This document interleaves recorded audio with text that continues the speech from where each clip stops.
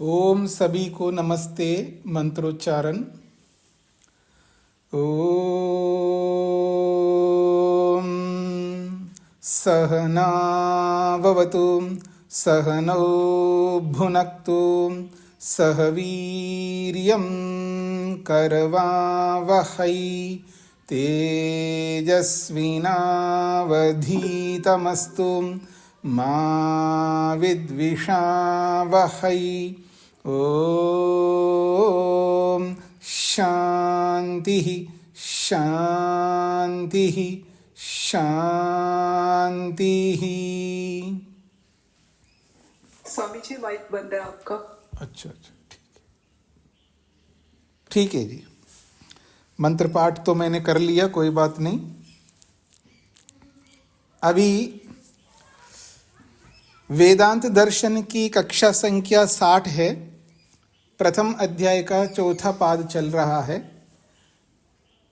लंबे समय से सृष्टि का निर्माता कौन है, ये प्रसंग चल रहा है।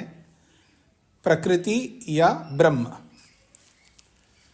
तो अनेक हेतुओं से प्रकृति निमित्त कारण नहीं है, ये खंडन करते हुए आ रहे हैं। उसी प्रसंग को और आगे बढ़ाया जा रहा है। पिछले 23वें सूत्र में प्रकृतिश्च प्रतिज्ञा दृष्टांत अनुपरोधात, इस सूत्र से भी स्पष्ट किया था। 24वां सूत्र है अभिध्योपदेशाच्च, अभिध्योपदेशात् च, अविद्या उपदेशात् अविद्योपदेशात्,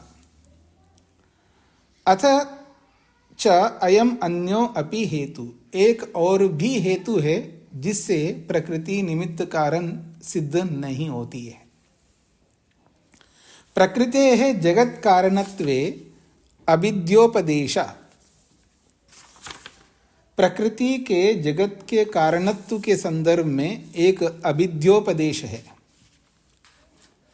ये अविद्योपदेश कहते किसको है, इसको स्पष्ट कर रहे हैं। शाब्दिक अर्थ को समझने का प्रयत्न करिएगा तो आपको समस्या नहीं होगी। अविद्या अर्थात अभिध्यानम, अविद्या का एक अर्थ किया अभिध्यानम। इसी अभिध्यानम को खोल रहे हैं आभिमुख्येन ध्यानम, आभिमुख्येन ध्यानम। अविद्या का अर्थ है अभिध्यान और अभिध्यान का अर्थ किया है आभिमुख्येन ध्यानम। अब इसी को और खोल के समझा रहे हैं। कमपि पदार्थम अभिलक्ष्य यद ध्यानम तद अभिध्यानम। कमपि पदार्थम अभिलक्ष्य, किसी भी पदार्थ को सम्मुख रख करके, किसी भी पदार्थ को, वस्तु को अपने सामने रख करके या अपने मन में रख करके, यद ध्यानम, जो विचार किया जाता है। यह ध्यान का मतलब विचार, क्योंकि ध्यान में भी विचार ही होता है। अगर कोई आपसे पूछे ध्यान में होता क्या है, अगर आपसे कोई भी प्रश्न करे ध्यान में होता क्या है जी, ध्यान में होता क्या, अर्थात ध्यान में आप करते क्या है, अगर कोई पूछे तो क्या उत्तर आपका होगा? आपका उत्तर ये होना है कि ध्यान में बैठ करके हम जिस वस्तु का ध्यान कर रहे हैं, अर्थात जिस वस्तु का विचार कर रहे हैं, उस वस्तु के गुण कर्म स्वभावों का चिंतन विचार कर रहे हैं। यानी किसी वस्तु के गुण कर्म को लेकर के विचार करना, ये ध्यान कहलाता है। ध्यान का मतलब है किसी वस्तु का विचार, और विचार उसके गुणों के आधार पर, उसके कर्मों के आधार पर होता है। वस्तु के गुण और कर्मों के आधार पर जो विचार चलता है, उस विचार को ही ध्यान कहते हैं। तो हम ईश्वर का ध्यान करें या प्रकृति का ध्यान करें या जीवात्मा का ध्यान करें या जिस किसी भी न दिखने वाली वस्तु, सूक्ष्म वस्तु का ध्यान करें, उस ध्यान में उस वस्तु के गुण और कर्मों का ही विचार होता है। ये बात आपको पहले से पता थी? हाथ खड़ा करना। ये बात आपको पहले से पता थी?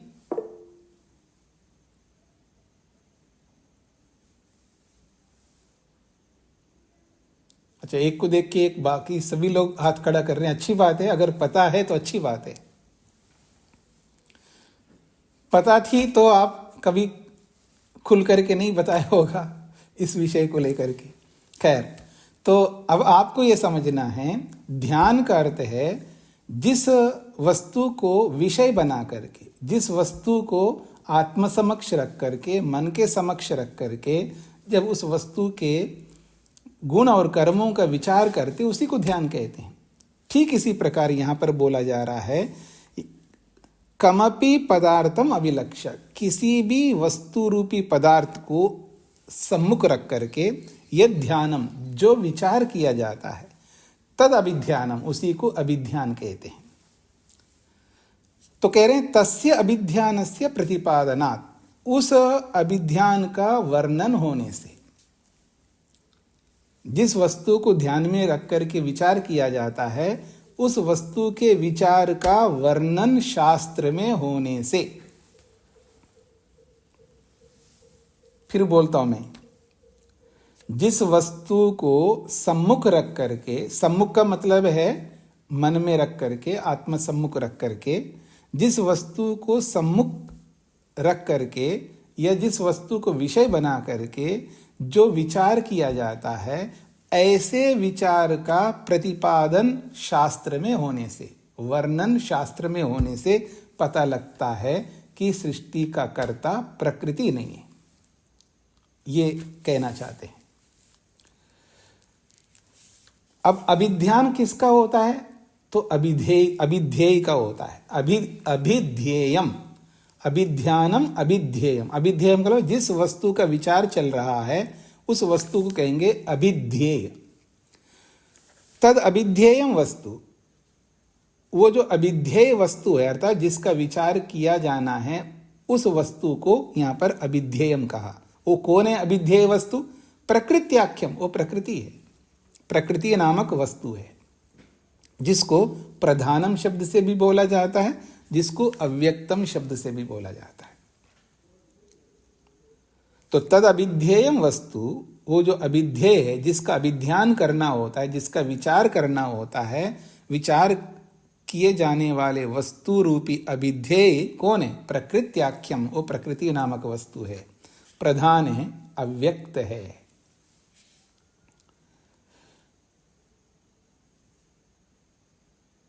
तो प्रधानम अव्यक्तम, वो प्रधान अव्यक्त प्रकृति भी जगत कारणम सिद्ध्यति, वो जगत का कारण है ऐसा सिद्ध होता है। पर वो कैसा कारण है ये हमें समझना है।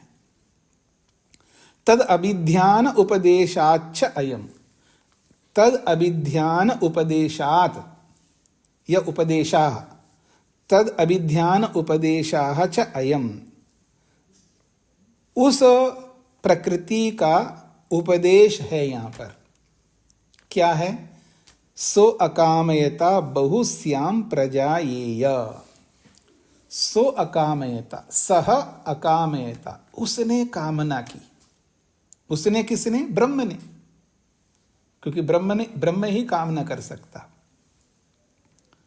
जब सृष्टि नहीं थी तब कामना करने वाला मात्र ब्रह्म ही है, क्योंकि जीवात्मा तो कामना कर नहीं सकता, कामना करने के साधन नहीं उसके पास में, वो कैसे कामना करेगा? जीवात्मा प्रलय अवस्था में कामना नहीं कर सकता। जीवात्मा मतलब बद्धात्मा, मुक्तात्मा तो मुक्ति में सब कामना करेगा। क्या मुक्तात्मा कामना करता है? बिल्कुल करता है। कामना दो प्रकार से होती है, एक विद्यापूर्वक और एक अविद्यापूर्वक। जब शरीर में रहते हुए हम अविद्यापूर्वक कामना करते हैं और मुक्ति में रहते हुए विद्यापूर्वक कामना करते हैं। मैं सूर्य के नाभि में बैठ करके उसके हीट को, उसके गर्मी को देखना चाहता हूं, ये मेरी कामना है मुक्तात्मा की। मैं सुभाष जी अपने मन में सोच क्या रहे हैं मेरे बारे में,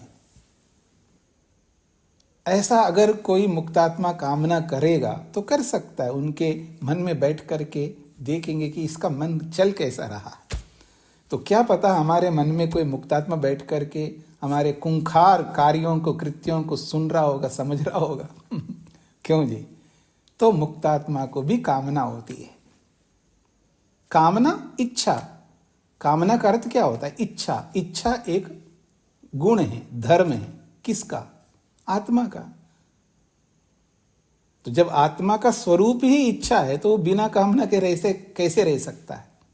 अब वो जो इच्छा रूपी कामना है वो हम विद्या से भी कर सकते हैं, अविद्या से भी कर सकते हैं। तो ऐसे ही परमात्मा में भी इच्छा है, उसके अंदर भी कामना है। उसका स्वरूप है इच्छा करना। पर उसकी कामना में, हमारी कामना में जमीन आसमान का अंतर है।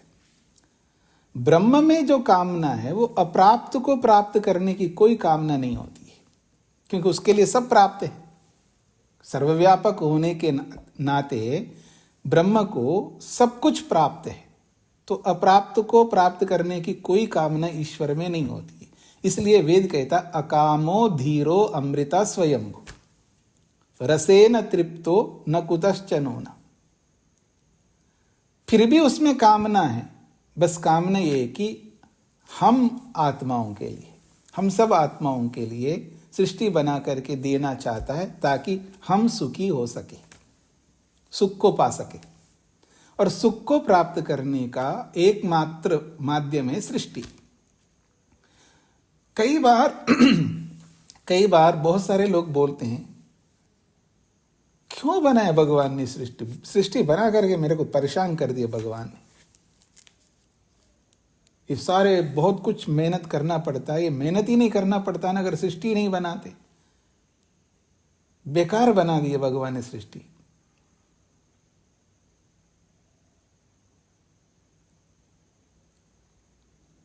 अगर मैं माता सुशीला जी को कहूंगा आप जाओ भोजन बनाओ और बना के खाओ, सुबह जल्दी उठो, उठ करके ध्यान करो, फिर उसके बाद ये करो, उसके बाद ये सारे काम बताओ मैं उनको। अरे ये क्या मुसीबत है, मेरे से सारे काम करवा रहे हैं। अरे उन्हीं कामों से तो सुख मिलेगा। अगर आप काम ही नहीं करना चाहते हो तो एक काम करूं नारायण जी, आपको 100 साल के लिए कोमा में रख दूं, किसी को भी, तो रहना चाहेगा कोई? अनुभूति शून्य रहेंगी, आपको कोई अनुभूति नहीं होगी। अगर भगवान सृष्टि नहीं बनाता तो हम कैसे रहेंगे? जैसे कोई आदमी शरीर में रह करके भी कोमे में रहता है ना, कोमा में, तो कोमा में जैसे रहता वैसे हम रहेंगे। तो मेरा चेतन होने का, अनुभव करने का सामर्थ्य रहते हुए भी मैं अनुभव नहीं कर सकता, ऐसा रहना पसंद करेगा कोई आत्मा? या अनुभव करें ये चाहता है? तो अनुभव करना चाहता है तो सृष्टि तो बनानी पड़ेगी। सृष्टि को बनाए बिना कोई भी व्यक्ति सुख का अनुभव नहीं कर सकता। सुख तो दूर की बात है, स्वयं का भी अनुभव नहीं कर सकता। अब मान लीजिए डिब्बा है, बॉक्स है, अब ये जड़ है, चेतन नहीं है। अब ये इसको क्या अनुभूति होती होगी? कोई अनुभूति नहीं होती।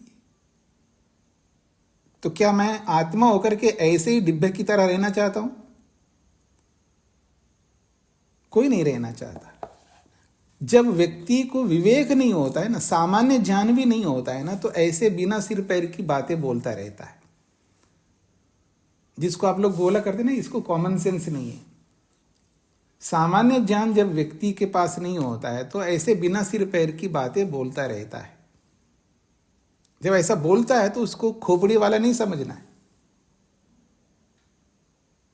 खोपड़ी होगी उसके, अर्थात उसका दिमाग होगा किसी और विषय में, पर ईश्वर के संबंध में उसको ज्ञान नहीं है, उसकी बुद्धि नहीं चलती, इसलिए ऐसी बिना सिर पैर की बातें करता है।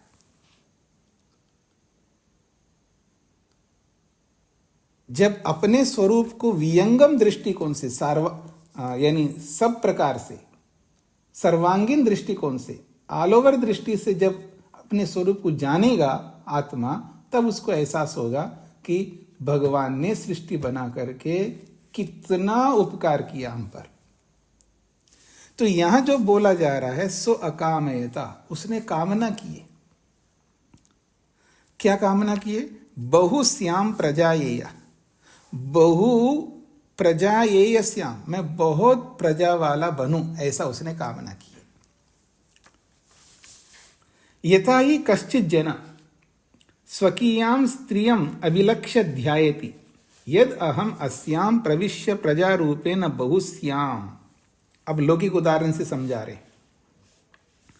यथा ही कश्चित् जन, जैसा कि कोई व्यक्ति, मनुष्य, कोई पुरुष स्वकीयाम स्त्रियम अभिलक्ष्य, अपनी पत्नी को सम्मुख रख करके, स्वकीयाम स्त्रियम अभिलक्ष्य, अपनी धर्म पत्नी को सम्मुख रख करके, ध्यायति, ध्यायति विचार करता है।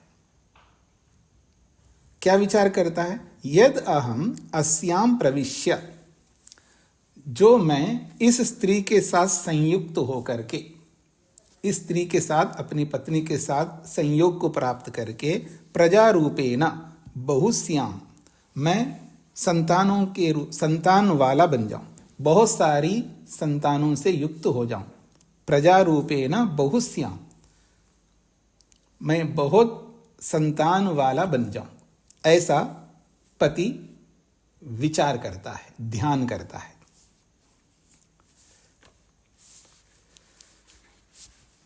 तद्वत, ठीक इसी प्रकार से जैसे लौकिक व्यक्ति जिस तरह विचार करता है, तद्वत वैसा ही परमात्मा स्वशरीर कल्पायाम प्रकृतो, परमात्मा भी अपने शरीर स्वरूप प्रकृति में, क्योंकि शरीर प्रकृति के रूप, प्रकृति जो है परमात्मा के शरीर के रूप में, इस पूरे ब्रह्मांड को शरीर बताया गया है उपनिषदकारों ने, और इस ब्रह्मांड रूपी शरीर में रहता है परमात्मा, इसलिए उसको पुरुष कहते हैं। तो तद्वत जैसे लौकिक व्यक्ति विचार करता है, उसी के समान परमात्मा स्वशरीर कल्पायम प्रकृतो, अपने शरीर रूपी, कल्प का मतलब रूप, स्वरूप, अपने शरीर स्वरूप प्रकृति में, अपने शरीर स्वरूप प्रकृति में रह करके, बहुश्याम अर्थात बहुविध नाम भी वर्ण्यमानस्याम, बहुश्याम को खोला है, बहुविध नाम भी वर्ण्यमानस्य, मैं बहुत नामों से वर्णन किए जाने वाला बन जाऊं, अर्थात मैं मनुष्य बनाऊं, वृक्ष वनस्पति पेड़ पौधे या जीव जंतु, इन सब को बना करके मैं बहुत नामों से कहलाऊं।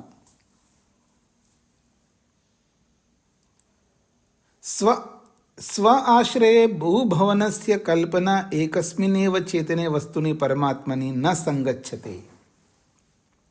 स्व आश्रय, स्व आश्रये बहुभवनस्य कल्पना, स्व आश्रय में अर्थात अकेले में, स्व आश्रय का मतलब अपने आप में, अकेले, अकेलेपन में, बहुभवनस्य बहुत होने का या बहुत होने की कल्पना नहीं हो सकती। क्यों? एकस्मिन्नेव चेतने वस्तुनि परमात्मा ने, एक ही चेतन वस्तु परमात्मा में ये कल्पना नहीं हो सकती है। ये बात समझने का प्रयत्न करना है। ये बात इसलिए बताई जा रही है, यदि कोई केवल ब्रह्म को मानता है, प्रकृति को नहीं मानता, जीवात्मा को नहीं मानता है, ब्रह्म सत्यम जगत मिथ्या मानता है, उसको ध्यान में रख करके वचन है स्व आश्रये, अपने आप में, अर्थात अपने अकेले में, अपने, क्योंकि वो अकेला है और कोई वस्तु तो है नहीं है, तो स्वाश्रय अपने आप में, बहुभवनस्य कल्पना, बहुत बनने की कल्पना, न संगच्छते, ये संभव नहीं है। अर्थात उसी को खोला है, एकस्मिन् एव चेतने वस्तुनि परमात्मनि, एक चेतन वस्तु जो परमात्मा है, इस परमात्मा में बहुत सारे बनने की कल्पना न संगच्छते, संभव नहीं है। क्यों संभव नहीं है जी? तस्य अखंडत्वात्, क्योंकि वो तो अखंड है। वेद दर्शन उपनिषद सब शास्त्र बोलते हैं परमात्मा अखंड है, और वेदांती लोग भी बोलते हैं वो अखंड है, वो खंड खंड खंड नहीं है। वो जब खंड खंड नहीं है फिर ये सब कुछ कैसे हो गए, अब वही समझाएंगे। तो कहते हैं तस्य अखंडत्वात्, उसके अखंड होने से बहुत नहीं बन सकता। स्वरूपहान प्रसंग दोषश्च, अगर अखंड होते हुए भी अगर वो अपने आप में ही बहुत बन जाएंगे, क्योंकि अकेला है, जब सृष्टि बनाएगा तो बहुत बन गया, तो स्वरूपहान प्रसंग दोषात्, अपने स्वरूप के अपने स्वरूप की हानि होने का दोष आएगा, उसका स्वरूप नहीं रह पाएगा ना। जो अखंड एक रस है और ऐसा तत्व अनेक रूपों वाला बन गया तो उसके स्वरूप की हानि हो गई ना। जो अखंडत्व है, अखंड होना जो स्वरूप है, उस स्वरूप की तो हानि हो गई, अब अखंड नहीं रहा ना फिर वो, क्योंकि बहुत हो गया। तो इसलिए स्वरूप हाना, अपने स्वरूप की हानि का प्रसंग रूपी दोष आएगा। स्वरूप हानो तस्य न कोपि लाभा, अपने स्वरूप की हानि करना उसको क्या मिलेगा उससे। हाँ जी, मेरी ओर देखिएगा, मैं तलवार लेकर अपने गर्दन को काट लूं ऐसे, तो मेरे को लाभ क्या मिलेगा।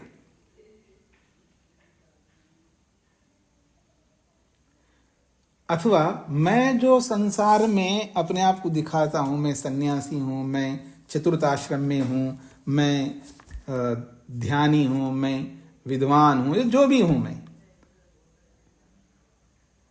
उसको मिटा करके मेरे कोई लाभ मिलेगा। जो मेरा ओरा है, जो भी मेरा प्रचंड है, हर व्यक्ति का होता है ना, आपका भी होता है। आप अपने स्वरूप की हानि करके आपको मिलेगा क्या। तो ऐसे ही परमात्मा जो अखंड है, यदि वो अपने स्वरूप की हानि भी कर लेता है तो तस्य न कोपि लाभ, उसको तो कुछ लाभ मिलेगा नहीं। यावता, जबकि तद अभिन्नम अन्यत किमपि, तद भिन्नम अन्यत किमपि वस्तु न विद्यते। यह तद में दकार हलंत होना चाहिए।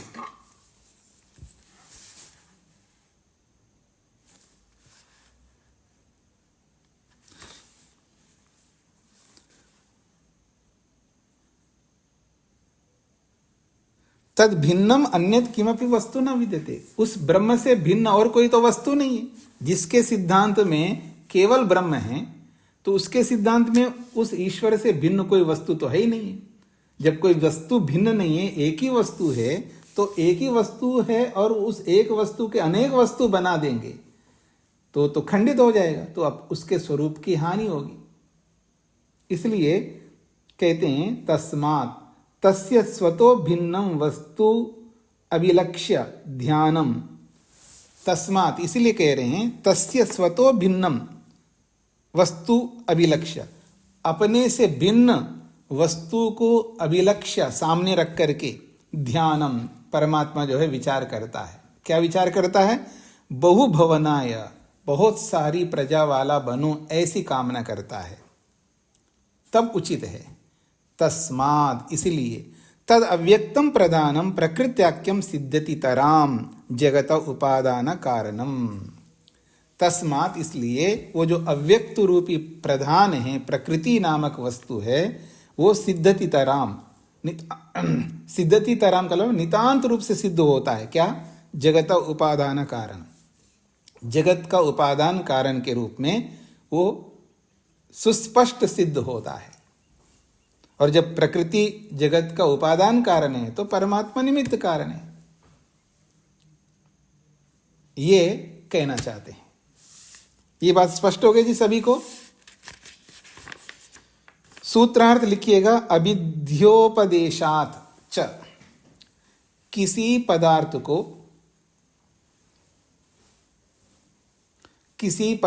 को सम्मुख रखकर,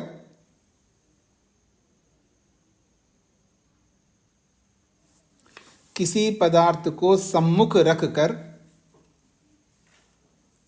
किसी पदार्थ को सम्मुख रखकर विचार करके,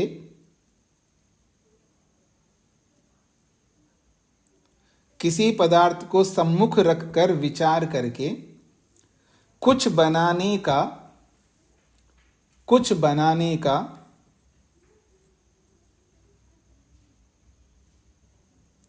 शास्त्र में उपदेश होने से,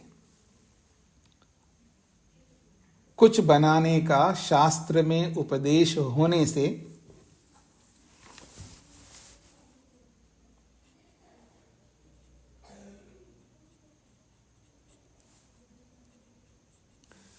कुछ बनाने का शास्त्र में उपदेश होने से पता चलता है कि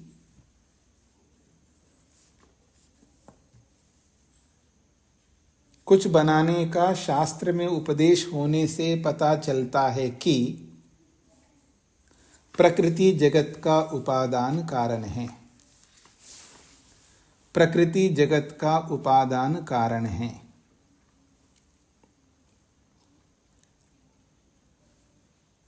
प्रकृति जगत का उपादान कारण है।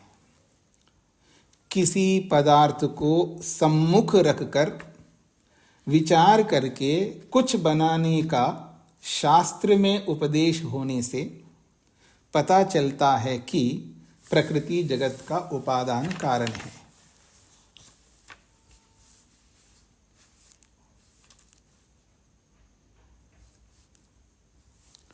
स्पष्ट हो गए जी? अगला सूत्र 25वां। साक्षात चोभयाम नानाथ। साक्षात चोभयाम नानाथ। साक्षात च उभय आम्नानाथ। साक्षाद अपि तयो उभयो परमात्मना प्रकृतेश्च पठनात्।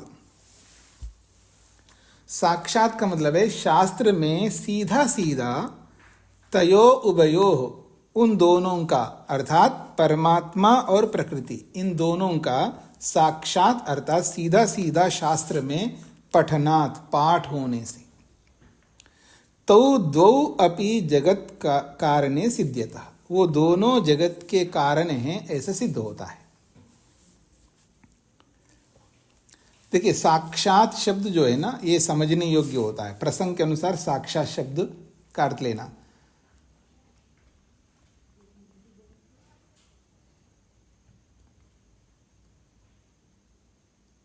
जी वो घड़ी कहां पर है जी? साक्षात दीवार पर लगी हुई है ना, साक्षात दीवार पर लगी है अर्थात सीधा सीधा देखो ना, सामने ही है।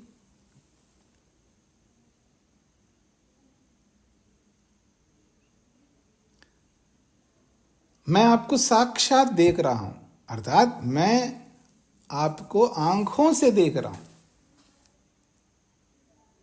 देखिए साक्षात शब्द का कैसा अर्थ निकल गया अलग। मैं आपको साक्षात देख रहा हूं अर्थात मैं आंखों से आपको देख रहा हूं।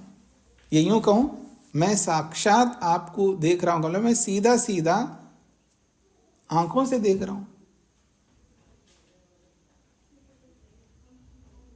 ठीक इसी प्रकार यहां पर साक्षात का मतलब है सीधा सीधा शास्त्र में, स्पष्ट रूप से शास्त्र में, क्लियरली शास्त्र में तयो उभयो, उन दोनों अर्थात परमात्मना प्रकृतेश्च, परमात्मा और प्रकृति इन दोनों का पाठ सीधा सीधा प्रत्यक्ष कहिए, सीधा सीधा कहिए, शास्त्र में उन दोनों का पाठ किया है।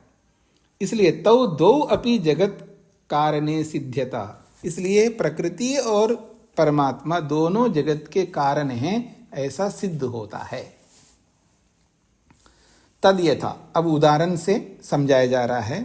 तस्माद् वा एतस्माद् आत्मना आकाशः सम्भूता आकाशाद् वायुः वायो अग्नि अग्ने आपः। ये अनेक बार आ चुका है, अभी तो हम पहले अध्याय में ही हूं। देखिए हम पहले अध्याय में हैं और ये जो प्रमाण है तस्माद् वा एतस्माद् आत्मना आकाशः सम्भूता, ये वाला वाक्य कितने बार पीछे आया होगा? अनेक बार आया है। तो कहते तस्माद् वा एतस्माद् आत्मना, उस इस आत्मा से अर्थात उस इस परमात्मा से, ब्रह्म से, आकाश संभूता, आकाश उत्पन्न हुआ है। फिर आकाश से वायु उत्पन्न हुई है, फिर वायु से अग्नि उत्पन्न हुई है, फिर अग्नि से जल उत्पन्न हुआ है। ऐसा अब यहां दोनों बातें समझ सकते हैं। आत्मा से आकाश उत्पन्न हुआ, बोला आत्मा उपादान कारण है फिर उससे आकाश उत्पन्न हुआ, ऐसा नहीं है।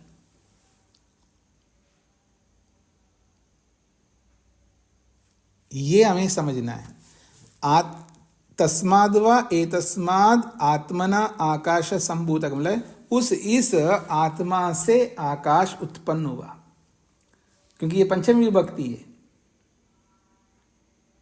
अब यही आपको समझना है। पीछे भी एक बात आई थी ना, कहां पर आया था, इसी में आया था ना, हाँ पिछले सूत्र में 23वें सूत्र में अपादान कारक को लेकर के लंबी चर्चा मैंने की है। तो अब यहां पर भी कारक लगता अपादान है, क्योंकि पंचमी विभक्ति है, तस्माद व एतस्माद आत्मना आकाश संभूता।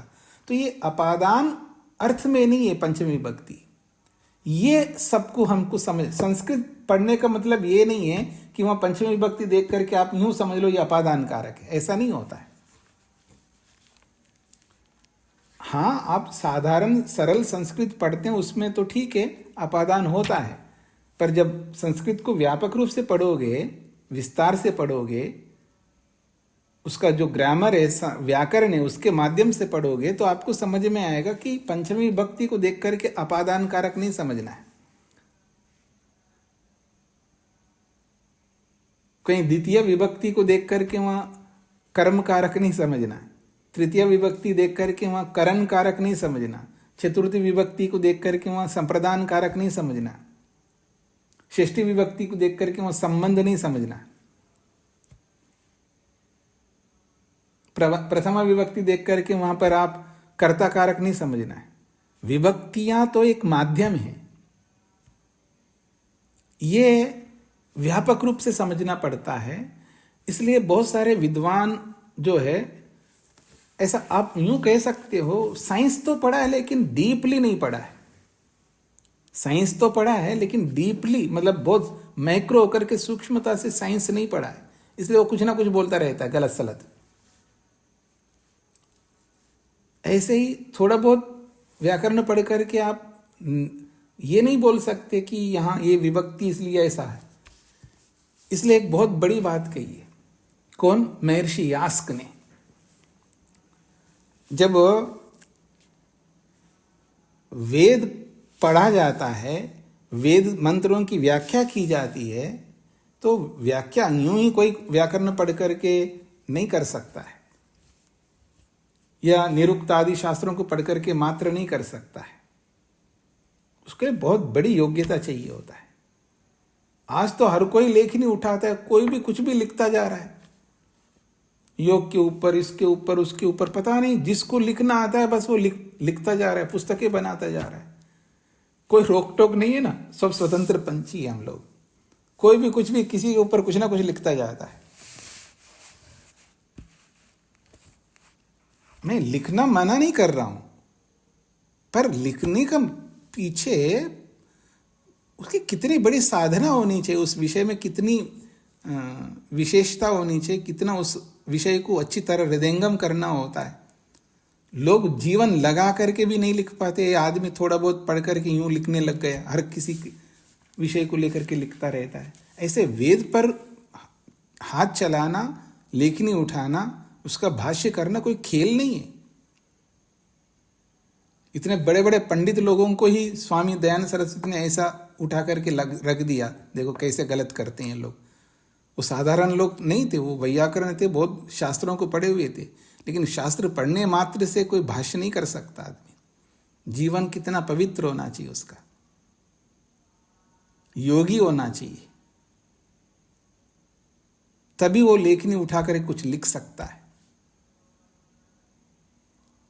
तो महर्षि यास्क कहते हैं, अर्थ नित्य परीक्षेता न संस्कार माद्रियते।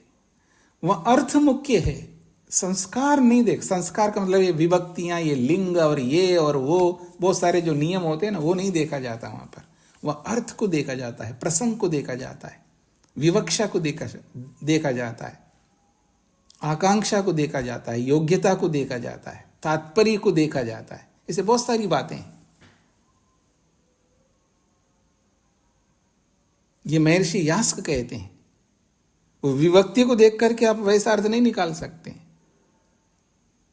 वो कहते हैं विभक्ति और ये लिंग और ये जो भी नियम है वो गौण है, वह अर्थ मुख्य है। वो अर्थ कैसा हो, योग्यता के अनुसार हो, विवक्षा के अनुसार हो, आकांक्षा के अनुसार हो, तात्पर्य के अनुसार हो, और वो हर कोई व्यक्ति नहीं कर सकता। तो ऐसे ही यहां पर ये जो कहा है, उस आत्मा से आकाश उत्पन्न हुआ का मतलब यहां अपादान नहीं है, यहां पर यह हेतु है। हेतु में पंचमी है यहां पर, जैसे पीछे आपने हेतु में माना है, ऐसे यहां हेतु में पंचमी है। अर्थात उस परमात्मा के कारण से, उसके हेतु से आकाश उत्पन्न हुआ, ना कि वो उपादान कारण है वहां पर। फिर आकाशाद वायु, अब यहां आकाश से वायु, यहां भी पंचमी है, पर यह हेतु में नहीं है। ये हमको समझना है, यह हेतु में नहीं है। यहां उपादान में भी ले सकते हैं आप, क्योंकि आकाश से वायु उत्पन्न होती है, क्योंकि वायु के अंदर आकाश का अंश भी, आप सांख्य दर्शन पढ़िएगा आपको समझ में आएगा।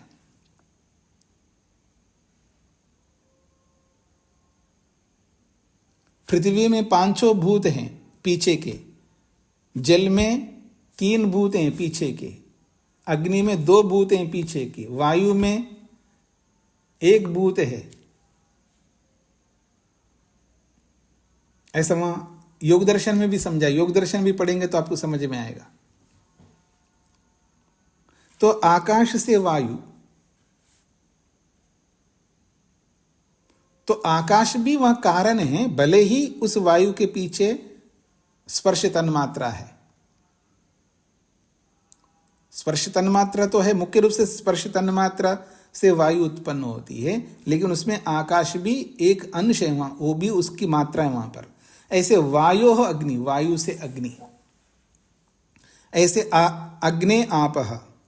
तो ये जो वचन दिया यहां पर, कहते हैं तस्माद, इसलिए तस्माद अव्यक्तात् प्रदानात् प्रकृत्याख्यात् तथा एतस्माद् आत्मना परमात्मनश्च सकाशाद् आकाशादि सृष्टम दर्शयति। ये जो वचन है, इस वचन में क्या कहा है, तस्माद् अव्यक्तात् प्रधानात्, उस अव्यक्त प्रधान रूपी प्रकृति नामक वस्तु से, क्योंकि ये जो आकाश वायु अग्नि ये जो जितने भी उत्पन्न हुए तो प्रकृति से ही तो उत्पन्न हुए हैं। मूलतः प्रकृति तो कारण है, तो उस मूल प्रकृति के कारण से ये सब उत्पन्न हुए हैं। तो उस अव्यक्त प्रधान प्रकृति नामक वस्तु से, तथा और तस्य आत्मना परमात्मनश्च सकाशात, और उस आत्मा रूपी परमात्मा के कारण से आकाश आदि सृष्टिम दर्शयति, आकाश आदि सृष्टि को उत्पन्न होता हुआ ये शास्त्र दिखा रहा है। तो यहां पर 2 पदार्थों को बता दिए यहां पर, एक तो आत्मा को भी बताया, परमात्मा को, और प्रकृति को बताया। दोनों का यहां पर वर्णन है, ये हमको समझना है। अन्यच्च, एक और बात, यदा पश्यते रुक्म वर्णम कर्तारम ईशम पुरुषम ब्रह्म योनि, यह मुंडक का है। आप में से कौन है जो माइक बंद करके नहीं रखा है? सावधान रहिएगा ना, गलती से माइक खुल जाता है तो तुरंत बंद कर लेना चाहिए, बताने की भी आवश्यकता ना पड़े। मुंडक उपनिषद बहुत छोटी सी उपनिषद है, लेकिन बहुत महत्वपूर्ण श्लोक है उसमें। यदा, जब, पश्य कहते हैं देखने वाले को। ये जो पश्य है ना, जीवात्मा के लिए बोला जा रहा, देखने वाला। पुरुष के लिए आया पश्य। ये सब शब्द शास्त्र का महत्व है, महात्म्य है, यानी शब्द शास्त्र की ये विशेषता है। कौन सा शब्द किस रूप में प्रयुक्त होता है, प्रयोग में आता है, ये शब्द शास्त्र को, व्याकरण शास्त्र को, शब्द विद्या को जानने वाला जानता है। एक बात मैं यहीं पर बोलना चाहूंगा आप सबसे, उपनिषदकार ये भी कहता है, शास्त्र ऋषि लोग यही कहते हैं, परमात्मा को जानना हो ना, परमात्मा के निकट जाना हो तो शब्द शास्त्र को जानना होगा। वो माध्यम है। देखिए, माध्यम बहुत महत्व रखता है। बिना माध्यम से वहां तक नहीं पहुंचा जा सकता। वहां तक अगर कोई बिना माध्यम के पहुंच रहा है, वो विरला ही होता होगा कोई, उसने पिछले जन्मों में माध्यम अपनाया होगा और वहां किसी कारण से रह गया हो। इस जन्म में जन्मते ही थोड़ा होश आते ही उसको समझ में आ गया और वो पहुंच गया। लेकिन हर कोई नहीं कर सकता, हर किसी को माध्यम चाहिए। और बिना माध्यम के, बोला जाता है ना, गुरु के बिना गति नहीं है, ये कोई गलत नहीं है। अध्यापक के बिना शिक्षा नहीं आ सकती है। अध्यापक गुरु चाहिए होता है, माध्यम चाहिए। तो यहां पर ये जो बात कही जा रही है, ये जो पश्य शब्द को लेकर के मैं बोला, शब्द ब्रह्मणि निष्णाता पर ब्रह्म अधिगच्छति, ये शास्त्र कहता है। शब्द ब्रह्मणि निष्णातः पर ब्रह्म अधिगच्छति। जो शब्द शास्त्र में निष्णात होता है, यानी शब्द शास्त्र को जो समझ लेता है, जान लेता है, शब्द के मर्म को पकड़ता है, वो शब्द ब्रह्मणि निष्णाता। जो शब्द ब्रह्म में, शब्द अपने आप में ब्रह्म है, उसको शब्द ब्रह्म कहते हैं। मतलब शब्द ब्रह्म का मतलब यहां शब्द बहुत महान है, शब्द बहुत महत्व रखता है। ब्रह्म इसलिए बोला है, जैसे उपनिषदों में आपने पढ़ा है ना, ये इसको भी ब्रह्म कहते हैं, इसको भी ब्रह्म कहते हैं। उसकी महत्ता को, उसकी महानता को, उसकी विशेषता को ध्यान में रख करके उसको ब्रह्म बोला जाता है। तो ऐसे शब्द ब्रह्म का मतलब है, शब्द छोटा मोटा नहीं, बहुत बड़ी वस्तु है शब्द।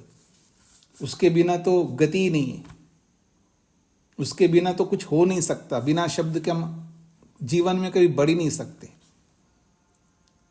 शब्द जो है परमात्मा तक पहुंचाने वाला एक बहुत बड़ा माध्यम है, इसलिए उसको ब्रह्म कहा, महान है, बड़ा है, उसको महत्व दिया है। तो जो शब्द ब्रह्म को अपनाता है, यानी शब्द ब्रह्म में निष्णात होता है, कुशल बनता है, शब्द ब्रह्म को अपना स्वरूप बना लेता है व्यक्ति, शब्द ब्रह्म में एक्सपर्ट हो जाता है, कुशल बन जाता है, वही पर ब्रह्म अधिगच्छति, वो पर ब्रह्म को प्राप्त कर लेता है। ये इसको हल्के में मत लीजिएगा। कोई सोचे, अच्छा मैं बिना व्याकरण पढ़े अब भगवान को नहीं पा सकते। पा सकते हो, पा सकते हो। अगर कोई ये भी बोलता है कि बिना व्याकरण पढ़े ब्रह्म को नहीं पा सकता, वो भी ठीक कह रहा है, ये भी ठीक कह रहा है। समझने की योग्यता है, समझने का प्रयास करना चाहिए हमें। हम न समझ करके हम देखो ऐसा थोड़ा होता है, या बिना व्याकरण पढ़े ब्रह्म को नहीं पा सकते। बिल्कुल पा सकता हूं, लेकिन इस बात को समझने की आवश्यकता है। कई बार व्यक्ति वियंगम रूप से समझता नहीं है ना, इसलिए वो उतावला बन जाता है, अपने आप को गलत दिशा में ले जाता है। अहंकार है वहां पर, अहंकार को नहीं लाना है। अगर कोई व्यक्ति कोई बात कहता है, वो साधारण व्यक्ति नहीं कह रहा है, कोई समझदार व्यक्ति कह रहा है, तो उसको अब गंभीर होकर के उसको समझने का प्रयत्न करना। अहंकार में आकर के रास्ते से भटकना नहीं, इस बात को समझने का प्रयास करिए। मैं कोई छोटी मोटी बातें नहीं बता रहा हूं, विशेष बातें बता रहा हूं। आप ये एक बात बताइए, व्याकरण कठिन है या भगवान को पाना कठिन है? तो आप यही कहेंगे भगवान को पाना कठिन है। तो जब व्याकरण सरल है भगवान को पाने में, तो सरल वस्तु को आप पूरा नहीं कर सकते, तो कठिन वस्तु को कैसे अपने अचीव करोगे जी आप? कभी सोचिएगा। अगर आप सरल वस्तु को तो अचीव नहीं कर सकते, तो कठिन वस्तु को कैसे अचीव करोगे? छोटी उपलब्धि को पाए बिना बड़ी उपलब्धि को कैसे प्राप्त करोगे? इसलिए वो जो कहने वाला कह रहा है कि बिना व्याकरण पढ़े आप भगवान को नहीं पा सकते, उसका तात्पर्य ऐसा लीजिएगा वो ये कहना चाहता है, भले वो उसको पता है या नहीं पता है, या वो सुनी सुनी बात को कह रहा है, लेकिन उसके पीछे रहस्य ये है, वो ये कहना चाहता है छोटी उपलब्धि को प्राप्त किए बिना बड़ी उपलब्धि को आप हस्तगत नहीं कर सकते, ये उसका तात्पर्य होता है।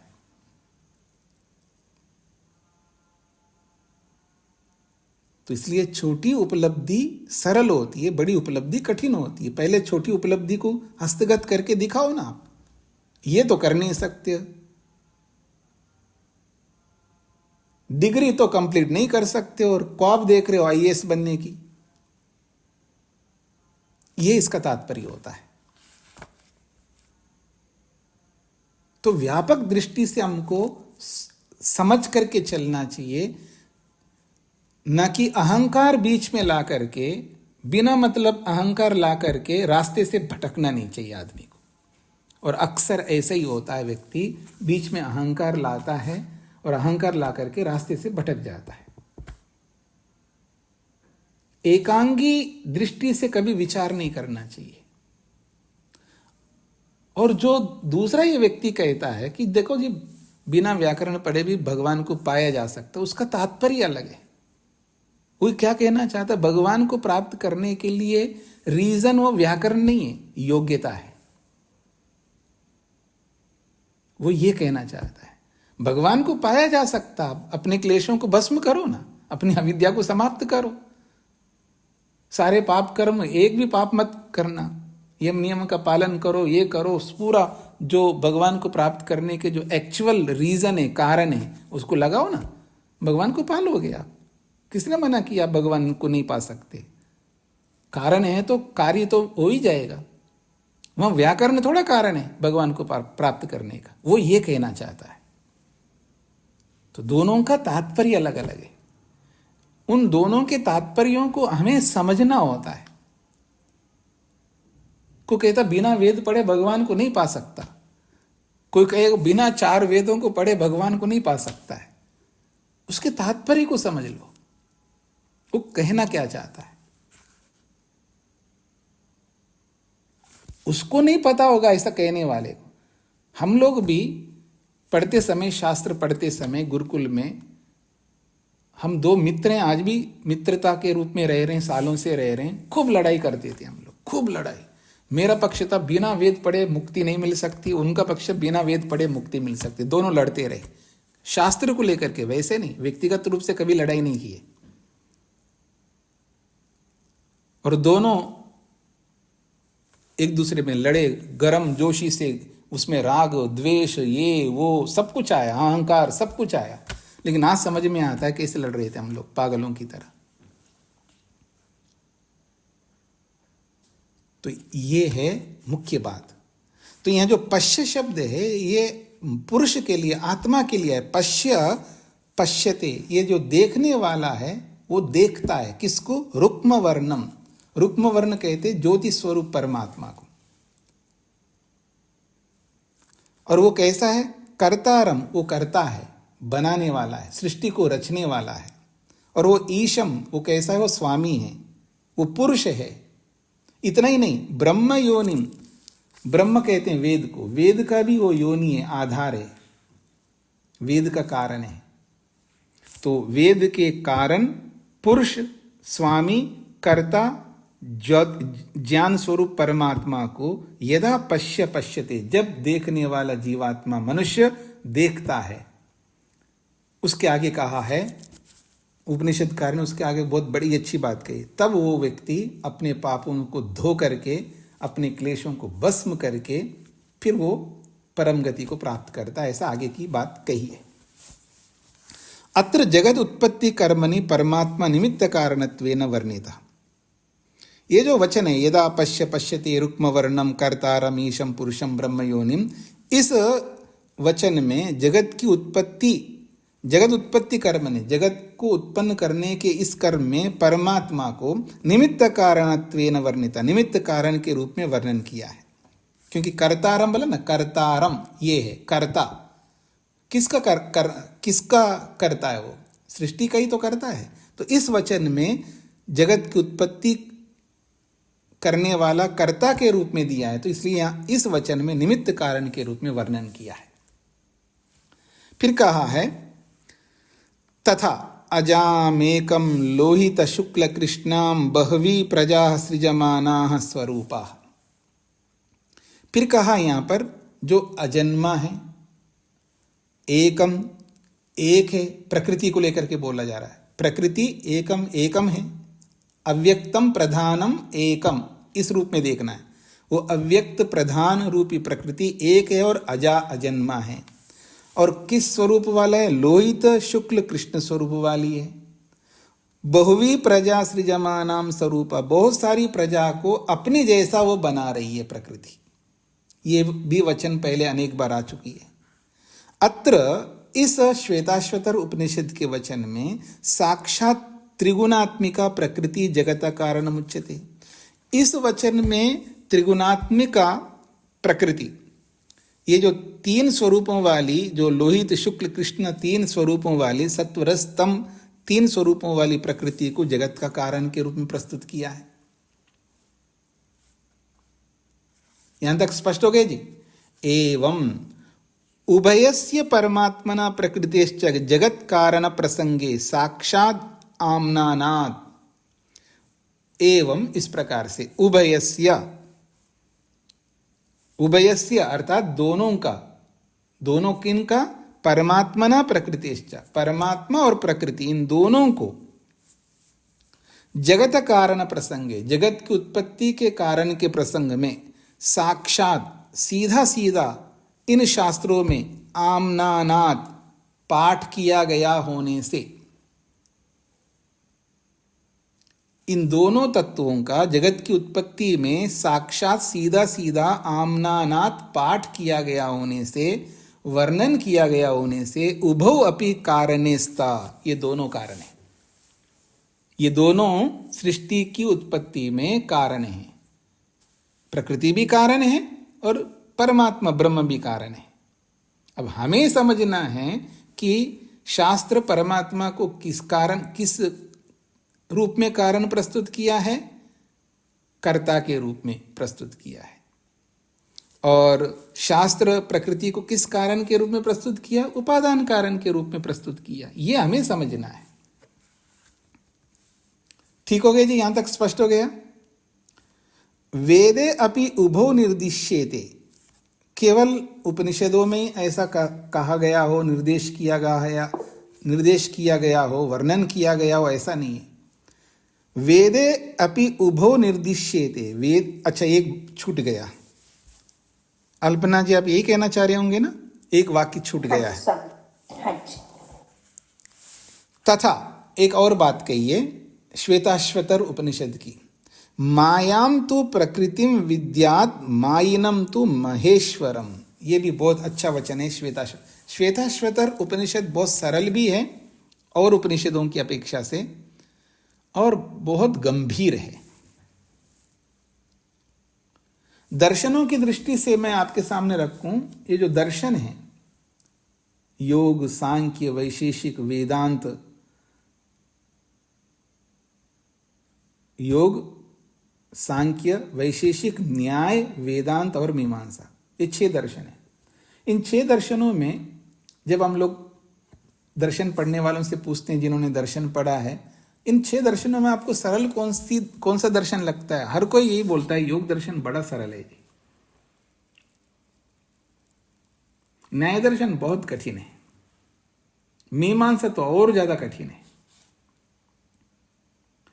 तो अब यहां भी समझने वाली बात है, वो कठिन विषय को लेकर के नहीं बोला जा रहा, भाषा को लेकर के बोला जा रहा है।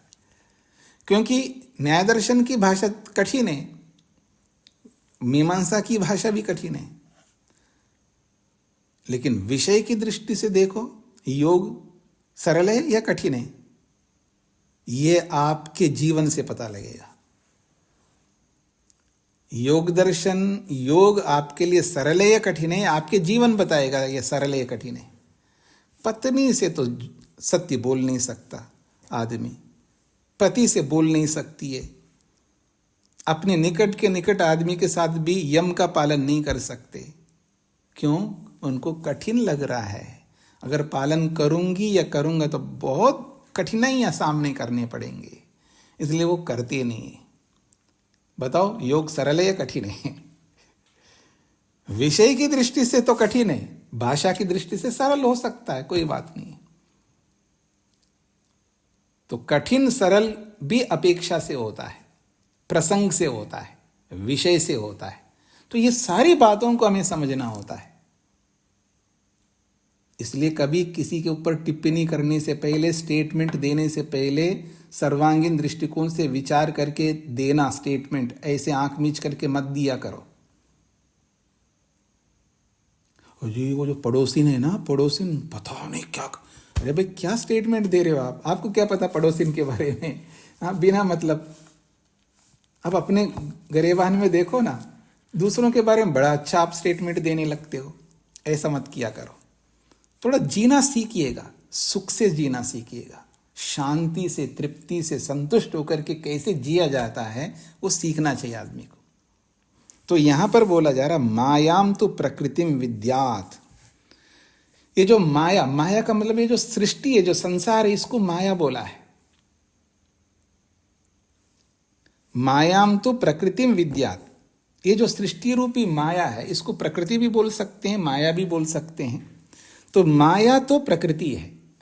मायाम तो प्रकृतिम विद्यात। इस माया को प्रकृति समझ लो आप। और इस माया को करने वाला मायावी जो है वो महेश्वरम, उसको महेश्वर समझ लो। मायिनम तो महेश्वरम। मायिनम का मतलब माई, माया माई। जैसे अवयव अवयवी होता है ना, ऐसे माया और माई। मायिनम ये द्विवचन में है, मतलब द्वितीय विभक्ति में है, इसलिए मायाम भी द्वितीय विभक्ति में और मायिनम भी द्वितीय विभक्ति है। लेकिन माई शब्द का मायिनम बनेगा और माया शब्द का मायाम बनेगा। जैसे विद्या को विद्याम बनता है, ऐसे माई का मायिनम बनेगा। तो मायिनम तो महेश्वरम। ये जो माई है अर्थात माया करने वाला है, जो माया को माया के रूप में प्रस्तुत किया ना, अर्थात सृष्टि को सृष्टि के रूप में प्रस्तुत करने वाला है, वो माई है, माया करने वाला है। इसलिए लोक में भाषा में बोलते हैं ना, ये तो भगवान की माया है जी, ऐसा बोलते हैं ना। ये जो सृष्टि है ये ब्रह्म की माया है। एक और शब्द का प्रयोग करते हैं, लीला। ये तो भगवान की लीला। लीला और माया पर्यायवाची शब्द है। और इस माया और लीला के बहुत सारे अर्थ हैं। माया का अर्थ विज्ञान भी होता है, प्रज्ञा भी होता है, ऐसे बहुत सारे अर्थ है प्रसंग के अनुसार। तो ये जो सृष्टि रूपी माया है, ये सृष्टि है क्या? प्रकृति को समझो, प्रकृति का ही तो स्वरूप है ये। और इस माया को हमारे सामने लाने वाला मायावी वो परमेश्वर है, उसको महेश्वरम शब्द से बोला है। तो कहते हैं वेदे अपि उभौ निर्दिश्येते, और साक्षात वेद में भी प्रकृति और परमात्मा दोनों को लेकर के निर्देश किया है। इयम विसृष्टि यत आबभूव सो अस्य अध्यक्षः, ये ऋग्वेद का प्रमाण है।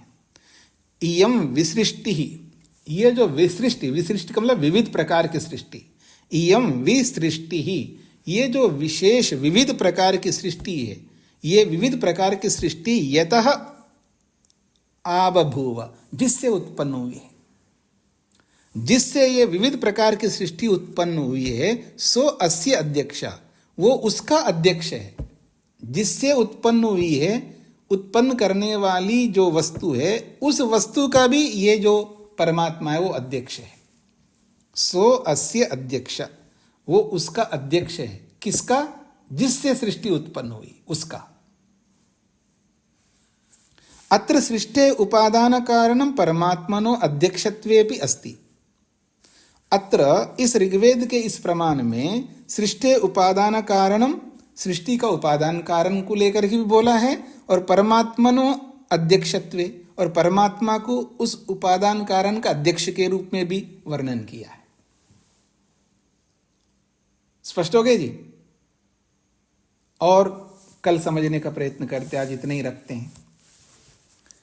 तो आज बहुत सारी बातें प्रसंगवश आपके सामने रखी है, इन पर विचार करिएगा कि स्टेटमेंट कैसे देना है आपको, और अहंकार बीच में ला करके किसी के वचन को गलत न समझना। ओम शांति शांति शांति।